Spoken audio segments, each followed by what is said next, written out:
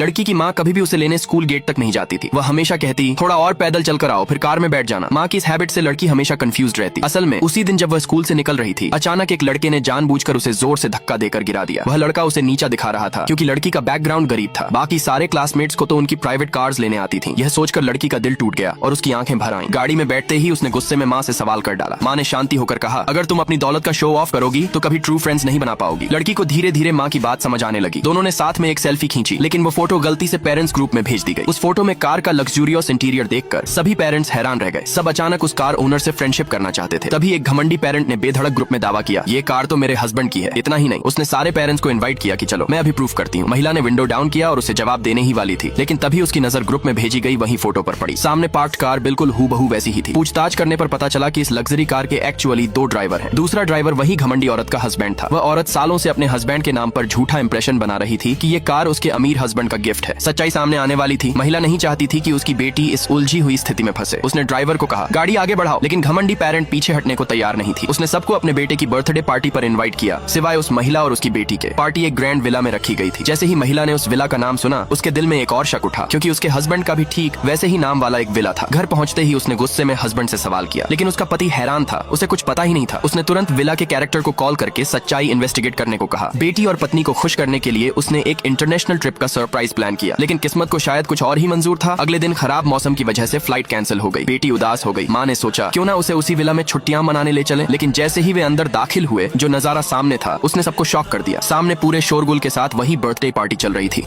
यह जेल बहुत अजीब थी। यहाँ एक अजीब नियम था, अगर कोई कैदी जेलर को हरा देता तो उसे तुरंत रिहा कर दिया जाता, लेकिन अगर वो हार जाता तो उसे उम्र भर कैद में रहना पड़ता। सालों तक कैदी जेलर को चुनौती देते रहे, मगर जेलर कभी नहीं हारा, एक बार भी नहीं। यहाँ तक कि उसने कैदियों के लिए आसान बना दिया। 3 लोग मिलकर भी उससे लड़ सकते थे, लेकिन फिर भी कोई उसे हरा न सका। उसकी लड़ाई की कला अद्भुत थी। एक दिन पूरब से एक आदमी लाया गया, उसे सीधे मौत की कोठरी में डाल दिया गया। उसका नाम क्या है, उसका अपराध क्या है, किसी को पता नहीं था। सिर्फ इतना मालूम था कि वह यहाँ आने के बाद से न कुछ खाता था न पीता था। फिर भी उसे न भूख लगती थी न प्यास। एक कैदी ने उससे पूछा, तुम खाते पीते नहीं, फिर भी जिंदा कैसे हो? उसने शांति से कहा, मैं पूरब के सूरज से जीता हूँ। रोज वह कठिन अभ्यास करता। 3 कैदी एक साथ जंजीरों से बंधे थे। उनमें से एक नकाब पहने रहता और किसी बात की परवाह नहीं करता, मगर दूसरा सफेद बालों वाला बूढ़ा आदमी उस अभ्यास को बर्दाश्त नहीं कर पाता। उसने कहा, गुरु कल कोई और तरीका आजमाइए। मेरा दायां हाथ अब बाएं से कहीं ज्यादा मजबूत हो गया है। अगर और चोट लगी तो सीधा स्वर्ग चला जाऊंगा। नकाब वाला यह देखकर हैरान था कि गुरु की कड़ी साधना से जेल की दीवारों में दरारें पड़ने लगी थीं। धीरे धीरे वह भी उनसे चीनी युद्ध कला सीखने लगा। दिन बीते, महीने गुजरे, साल निकल गए। आखिरकार सफेद बालों वाला कैदी चुप हो गया। जब पहरेदार उसका शव ले जाने आए तो गलती से गुरु की जंजीर भी खोल बैठे। मौका देखकर नकाब वाला दौड़ा और दोनों ने मिलकर बाकी जंजीरें तोड़ डाली। जब वे भाग रहे थे तो जेलर सामने आ गया, मगर वह घबराया नहीं, बस बोला, 500 साल में यहाँ से कोई नहीं भागा, लौट आओ। लेकिन दोनों ने उसकी नहीं सुनी। उन्होंने सारे दरवाजे खोल दिए, हर कैदी को आजाद किया और आजादी की ओर दौड़ पड़े। जैसे ही वे बाहर निकलने वाले थे, जेलर ने गुरु की जंजीर पकड़ ली। गुरु समझ गया कि शायद अब वह नहीं बच पाएगा। उसने जल्दी से नकाब वाले को एक जादुई ड्रैगन ताबीज थमा दिया और कहा, चीन जाओ, मेरी बेटी को ढूंढना। गुरु की मदद से नकाब वाला भाग निकला, मगर गुरु अकेला रह गया जेलर के सामने। जेलर ने कहा, मैं इस दिन का इंतजार कर रहा था, अब तुम मेरे असली प्रतिद्वंद्वी हो, गर्व करो। गुरु ने हमला किया। जेलर ने वार झेला और पलटवार किया। दोनों की लड़ाई बराबरी की थी। फिर जेलर ने अपनी कमर पर जंजीर बांध ली ताकि कोई और कैदी भाग न सके। लड़ाई और भी उग्र हो गई। कुछ देर बाद उसने माना कि गुरु उसका सबसे शक्तिशाली दुश्मन है। अब उसने असली हथियार निकाले। गुरु ने एक हेलमेट उठाने की कोशिश की, लेकिन जेलर चिल्लाया, उसे मत छूना, यह सिकंदर महान का किला है और वह हेलमेट एक तुर्की सुल्तान का है। तभी गुरु ने एक चौंकाने वाली बात बताई, जेलर की सारी कीमती चीजें नकली थी। अगर न होता तो वह कभी सच्चाई न जान पाता। अब दोनों बिना हथियार के लड़े। लंबी और थकाने वाली जंग के बाद गुरु थक कर जमीन पर गिर पड़ा। जेलर ने इस बार उसकी टांगें भी जंजीरों से बांध दी। उधर नकाब वाला चीन पहुंच गया, लेकिन वहां जो उसने देखा उससे उसका दिल दहल गया। गुरु की बेटी वैसी नहीं थी जैसी सोचा गया था। असल में वह एक जादूगरनी थी जो लोगों पर राज कर रही थी और उसकी ताकत बढ़ाने के लिए उसे सिर्फ वही जादुई ड्रैगन ताबीज चाहिए था। तो दोस्तों, क्या आपने कभी सोचा है अगर पूरी दुनिया पर ड्रैगन का राज हो जाए तो हमारा क्या होगा? एक लड़के ने पूरी ताकत से एक डिब्बे को लात मारी। डिब्बा हवा में गया और गायब हो गया। अगले दिन कोच ने वही डिब्बा दीवार में फंसा देखा। अंदर वही कागज का टुकड़ा था जो लड़के ने रखा था। पूरी दीवार में दरारें पड़ चुकी थी। जैसे ही कोच ने डिब्बा निकाला, दीवार गिर गई। उसी वक्त उसने देखा वही लड़का पास खड़ा था और उसके चारों ओर गुंडों का झुंड था। कोच चुपचाप देखता रहा। लड़का लड़ना नहीं चाहता था। उसने सबको अपनी तेज किक दिखाई और फिर दूसरी टांग से एक और किक मारी। तभी एक गुंडे ने उस पर फुटबॉल फेंकी। लड़के ने इतनी जोर से लौटाया कि गेंद बहुत दूर चली गई। कोच हैरान रह गया। गुंडा खड़ा हुआ और अपनी शर्ट सीधी की, मगर टक्कर इतनी भारी थी कि वह उल्टी करके गिर पड़ा। दरअसल वह लड़का कुंग-फू मास्टर था। वह एक जगह खड़ा होकर बार बार गेंद को किक करता रहा और हर वार में एक एक गुंडा गिरता गया। कोच सोचता सोचता रह गया कि उसकी निशानेबाजी इतनी सही कैसे है। लड़ाई खत्म हुई तो वह मास्टर आराम से सोडा पीने लगा। कोच दौड़कर आया और उसके पैरों में गिर पड़ा। बोला, मैं तुम्हें अमीर बना सकता हूँ, मैं तुम्हें ट्रेन करूंगा, एक दिन तुम वर्ल्ड कप जीतोगे। कुंग फू मास्टर ने जवाब दिया, मुझे अभी फुटबॉल सिखाओ। कोच बोला, कल सुबह मैदान में मिलना और जूते लेकर आना। लेकिन उस लड़के के पास तो फटे चमड़े की पट्टियां थीं, जिन्हें उसने पैरों में बांधा हुआ था। उसके पास पहले जूते थे, मगर भूख लगने पर उसने उन्हें खाने के बदले दे दिए थे। अगले दिन उसने दुकान में नए जूतों को देखा, पर दुकानदार ने उसे भिखारी समझकर भगा दिया। फिर भी वह तय समय पर मैदान पहुंच गया। उसने कोच से गेंद ली और जोरदार किक मारी। गेंद इतनी ऊंचाई में गई कि देर तक वापस नहीं आई। लोग इंतजार करते करते खाना भी खा गए। जब गेंद वापस गिरी तो वह अब भी इतनी तेज थी कि सब उसके पीछे भाग पड़े। लेकिन कोच ने रोक दिया और कहा, तुम्हारी ताकत बहुत ज्यादा है, अभी खेलना ठीक नहीं, पहले इस पर काबू पाना सीखो। उसने उसे अंडे दिए। एक अंडा ऊपर उछाला गया और जैसे ही जमीन पर गिरा टूट गया। तभी एक मोटा हाथी आया और उसे चाट गया। फिर लड़का उसे भगा लाया। दूसरा अंडा गलत जगह गिरा। एक भारी भरकम आदमी उसे खाने दौड़ पड़ा। तभी एक और लड़के ने जल्दी से अंडा अपने साथी के मुंह में डाल दिया, लेकिन वह मोटा हाथी वहां भी पहुंच गया और उसे भी निगल गया। आखिरकार कोच ने कुंग फू मास्टर को फिर गेंद दी। इस बार जैसे ही उसने किक मारी, पास का शीशा तक हिलने लगा, मानो भूकंप आ गया हो। कोच ने तय किया कि अब खतरनाक चीनी टीम को चुनौती दी जाए। जीतने पर उन्हें अंतरराष्ट्रीय खेलों में जगह मिल सकती थी। लेकिन कोच को ये नहीं पता था कि उसके साधारण खिलाड़ी दरअसल कुंग फू मास्टर थे। मैच शुरू हुआ, मगर गोल करने के बजाय खिलाड़ी विरोधियों की हड्डियां तोड़ने लगे। उन्होंने मोटे हाथी के कपड़े फाड़ दिए, औजार निकाल लिए और उन्हें हवा में उछाल दिया। मैदान जंग का मैदान बन गया। कोच ने कुंग फू मास्टर को उठाया और कहा, तुम्हें भी मैदान में उतरना होगा। मगर तब तक उसकी टीम मैदान पर झंडा गाड़ चुकी थी, जो कि असल में विरोधी का अंडरवियर था। गुस्से में विरोधी चिल्लाए, अब तुम्हें ये अंडरवियर सिर पर पहनना होगा। कुंग फू मास्टर ने आंखें बंद की और अपनी टीम की असली ताकत को महसूस किया। हर खिलाड़ी ने कुंग फू का आसन लिया। खेल फिर शुरू हुआ, लेकिन यह अब कोई सामान्य मैच नहीं था। हर खिलाड़ी ने अपनी खास कला दिखाई। इस बार विरोधियों के हथियार तक टूट गए। असलियत ये थी कि विरोधी टीम भी कुंग फू मास्टर थी, जिन्होंने कराटे बहुत पहले छोड़ दिया था। मगर आज की हार ने उनकी ताकत फिर जगा दी और मैदान में भयंकर लड़ाई छिड़ गई। लेकिन अजीब बात ये रही कि एक भी गोल नहीं हुआ। गोल छोड़ो, मोटा हाथी तो अंडे घटकने में ही चैंपियन निकला। क्या आप मोटे हाथी के बारे में 2 शब्द कहना चाहोगे?